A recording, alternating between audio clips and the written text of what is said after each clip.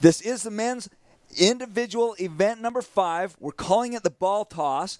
And what these athletes have to do, you see the balls right there. They weigh 4 pounds. They're going to be in a glute ham developer. They're going to reach down to an incredible sit-up, grab that ball, sit up as high as they can, and throw it as far as they can. And Josh, break this down for us a little bit and talk about how this event will be scored. Yeah, so the athletes here with the medicine balls, they're going to have 20 seconds to throw or toss as many medicine balls as they can.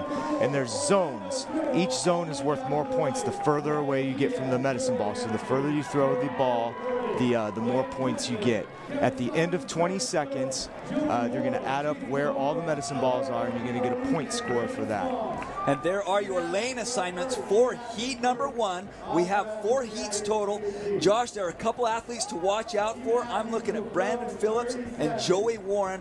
Why do you think that they will do well in this event? Well, these guys are past games competitors. They've got a lot of experience here. And also in the case of Brandon Phillips, this is a very high power output move here. Brandon's one of our bigger, stronger, more powerful athletes. I look for him to be able to send those balls out pretty far. But a key that I've been noticing here that I think is going to be crucial is not how hard or how far you throw that medicine ball, but how fast. We saw with the women's event that what really mattered was emptying that rack. And here we go. They want to get as more quantity versus quality of throws, right? Yes, so they need to sit back, grab that medicine ball, and then the requirement is after they throw, they must touch the pads by their feet before they can go back down and get another medicine ball. So again, they want to rapid fire, rifle these out to get as many balls out on that course for points as they can. And it is a sprint. There's a good look at Brandon Swan. It is a sprint. They only have 20 seconds. Then these athletes will go down the track. They've got about a minute before they start event number 6, which we are calling the track triplet. Now, this event, the ball toss, event number 5, is worth 50 points. The track triplet that is next, that will be event number 6.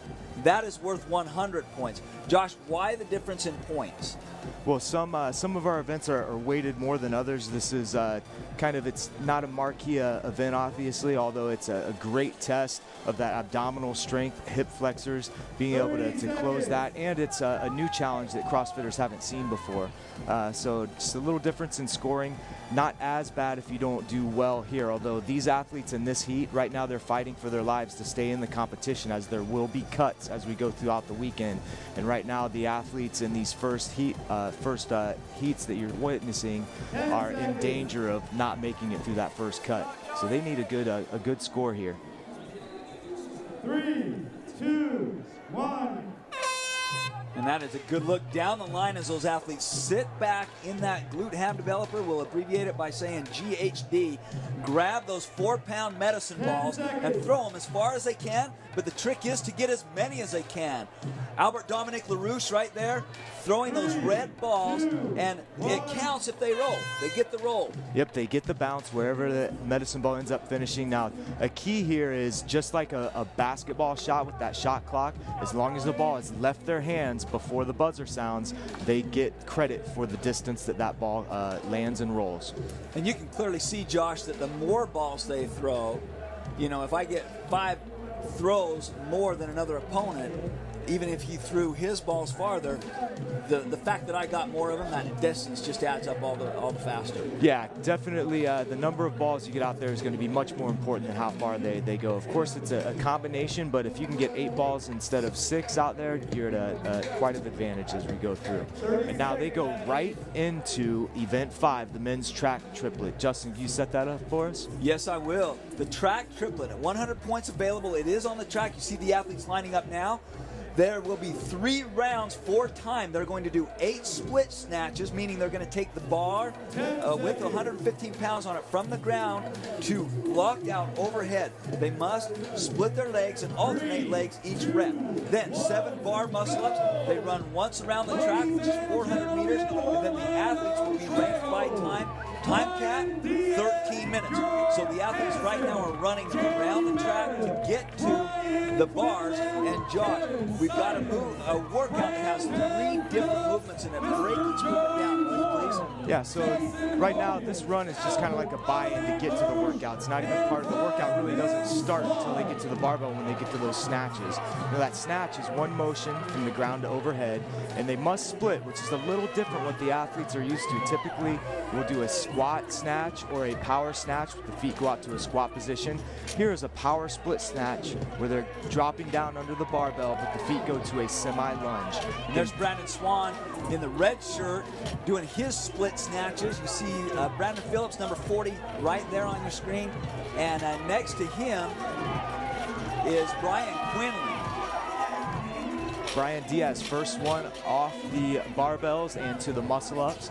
Now the muscle-up is pulling yourself from below the bar to above the bar. You can think of it as a combination of a pull-up into a dip. It takes a lot of energy, a lot of upper body strength, and a big kick. What we know is utilizing the hips to help generate momentum. Is currently in first place on the track in the blue shirt.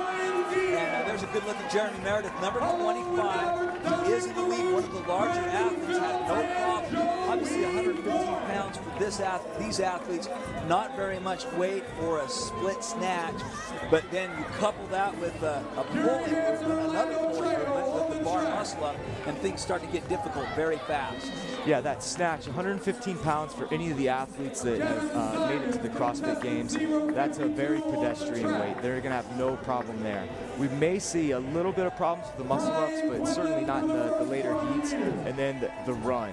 A key here on the run is going to be pacing. You need to do the snatches and the muscle-ups, and what we call CrossFit is unbroken, meaning that you don't have to stop at any time. You don't have to set the bar down or come off the bar in the pull-ups. You must do those unbroken to be successful, to be competitive at this level.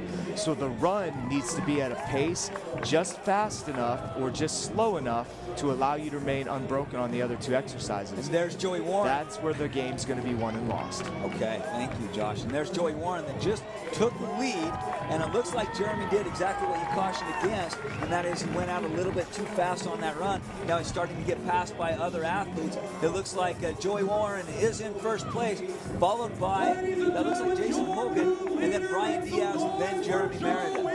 So Joey Warren starting to extend his lead, looking very comfortable as he approaches the second round of split snatches.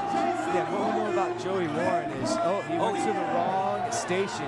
You have to advance each station, each round, and this is more for the spectators at the in the arena, so they know who's on what round. As we saw with the females, we had some athletes get lapped. So now we can clearly mark our leaders for our spectators in the crowd here. But Joey Warren, Games athlete, we know what he's very good at is kind of these moderate load, high-intensity workouts. So I'm not surprised that he's in the lead here in this event so far. But he did make a mistake there that might have cost him a spot or 2 so far. It looks like Jeremy Meredith regained that lead as he is the first one to the bars for the second. Well, Jason Hogan is slightly ahead of him in the second set of 7 bar muscle-ups. Take a good look at Joey Warren, number 61, as he's on his 3rd bar muscle-up. He is slightly ahead of the pack. We're 3 minutes and 50 seconds into this workout, 13-minute time cap, 3 rounds for time, 8 split snatches, weightlifting movement, 7 bar muscle-ups, gymnastics movement, and then they've got to run around the track 400 meters, more of an event obviously associated with track and field. So Jeremy Meredith regains the lead, but Jason Hogan, who his coach told me he's never seen an athlete that has more lung capacity than Jason Hogan, and you see him take advantage of that right now and take the lead for the first time. Yeah, it looks like here we're going to end up with a classic finish here. We've got one more round to go, though, but it looks like we're going to come off pretty even. It's going to come down to a sprint, and it looks like it's going to come down between Hogan and Warren here. It'll be interesting to see what they have on that last round. Right now they're pacing themselves so they can get through those snatches and muscle-ups effectively, and it's all going to come down to the sprint at the end. So Jason Hogan without the shirt, right next to him and slightly behind him, Joey Warren, number 61. And Jason Hogan pushing the pace past. I know he wants run to make up some ground on the leaderboard. He was a little disappointed in that first event, the first and second event, which involved the swim, bike, and run that we held at Camp Pendleton 2 days ago. Yeah, right now we're starting to get into a little more what's known as classic CrossFit, these metabolic conditioning workouts that involve different modalities and you rotate through. This is probably the most classic of classics. It involves all three major modalities that we utilize in CrossFit. We have a weightlifting movement with the split snatch. We have a gymnastics movement with the bar muscle up, and then we have sprinting. All three very high power output exercises, and our gymnastics and our weightlifting movement also very high skill as well. You gotta have correct technique to be efficient here, and that efficiency is gonna show up in these later rounds. If you're pulling early with your arms, which means bending your arms before you're done extending your hip, you're using too much upper body on the snatch, and that's gonna catch up to you on the last round of muscle ups. We'll see if these guys can remain unbroken. It's gonna come down to a sprint here. Jason Hogan, without the shirt, is slightly in the lead. He is ahead of Joey Warren at this point. This is event number 6, the track triplet. These athletes are in their third round of 3 rounds. This is heat number 1, and we've got 3 more heats to go after this one. So Jason Hogan maintains that lead as he is the first one to the bars for the bar muscle up. This is his last set. He has to do 7 of those, once more around the track, and his event number 6 will be over. Now, interesting, their placement here, even if Joey Warren comes off the bar second, he's got about a 10-yard head start on that run. So he's going to pop back out. Now, they got to choose what bar they went to from the run. So Joey's strategy was run a little bit further early and now have this little bit of less of a run. He's got exactly 400 meters to go at 6:57. We'll see what his last split is. He looks like he's hurt. And again, high power output, metabolic costs of both those split snatches and those bar muscle ups. Your heart rate spikes on those 2 exercises. Now you've got to come off and run. And everybody out there viewing right now has ran before. You may not have done split snatches, you may not have done bar muscle ups, but you've ran. You know what that does to your heart rate and how you feel sprinting. Now, here we go. We're going to see if Hogan can catch him. He's got a big lead. Joey Warren takes one quick look over his left shoulder. Jason Hogan just came off the bars. Joey Warren extending his lead, number 61. He is in the lead at this point, and he's coming around the track. This is his last and final 400-meter run. Keep in mind, though, he's not just competing against the other athletes in this heat.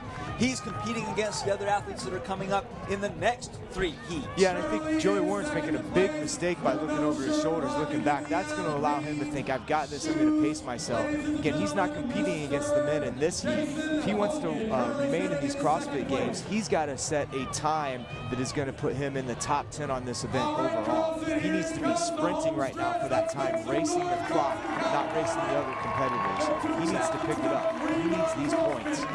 Exactly. Jason Hogan looks like he's trying to make up that ground that he lost on his bar muscle ups. There's Joey Warren as he comes down to the final 100 meters to end his 8 minutes and 27 seconds into the men's triplet, the track triplet.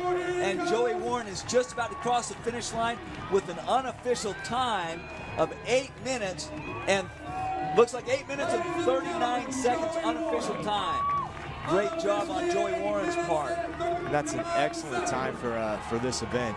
We'll see how that holds up. Again, this is something an event that Joey should do pretty well at, and hopefully move him up the standings a little bit. There's Yuri Hansen as he passed the finish line, and Orlando Trejo from Peru crosses the finish line.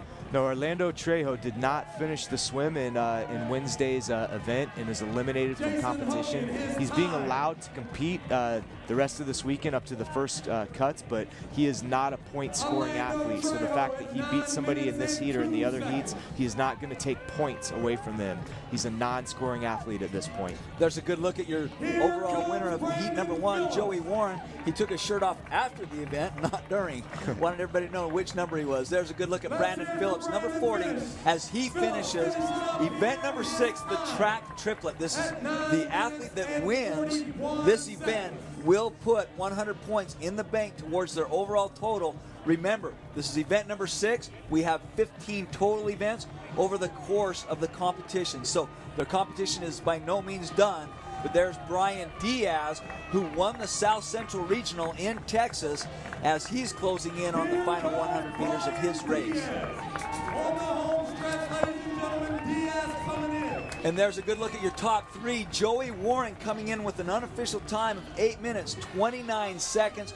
Orlando Trejo, you see him on there. Josh, as you mentioned a moment ago, his score does not count, will not affect the overall standings because he pulled himself out of the swim in event number 1. Yeah, so he really struggled with that swim. I don't think he's not adequate, especially to survive out there in the Pacific Ocean. So he will not be scoring throughout this weekend. 10:42 seconds. And let's take one more look at that ball toss with Orlando Trejo as he's going as rapidly as he can, grabbing those 4-pound medicine balls and throwing them as far as he can. Remember, the roll does count. It's kind of like darts. You get as many balls as you can in a certain section of the field, and that counts towards your points on the overall race. Yeah, and watching that replay, seeing some inefficiency here in that throw. You want to use your abs and your hip flexors as a catapult for the ball. You do not want to rely on that upper body to throw that medicine ball. You want to use the abs and the lower body to give it a toss. Good look at those bar muscle-ups. A gymnastics movement that is not typically incorporated into many CrossFit workouts. So it's a little bit of a twist on the ring muscle-ups that everybody is used to doing in CrossFit workouts. There's a good look at your early leader, Jeremy Meredith, 2 seconds. and Joey Warren, who did win this heat number 1.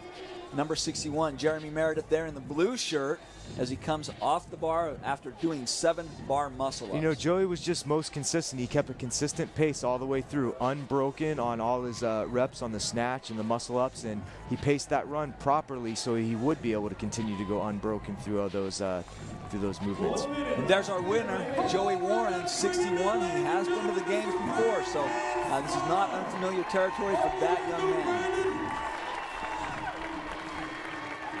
And there's Brandon Swan. Looks like he is the final finisher. There is a 13-minute time cap. And Brian will beat that time cap. So Brandon Swan, excuse me. 22 seconds for Brandon. Yeah, Justin, I don't look for any of the men to not make it under the time cap. We had some of that with the women, but the men should all be able to at least muscle through those muscle-ups and make it under this time cap, I would suspect. Okay, and there are your official results. Joey Warren with a time of 8 minutes, 39 seconds. We're going to be back in a moment to see if more athletes can best that time.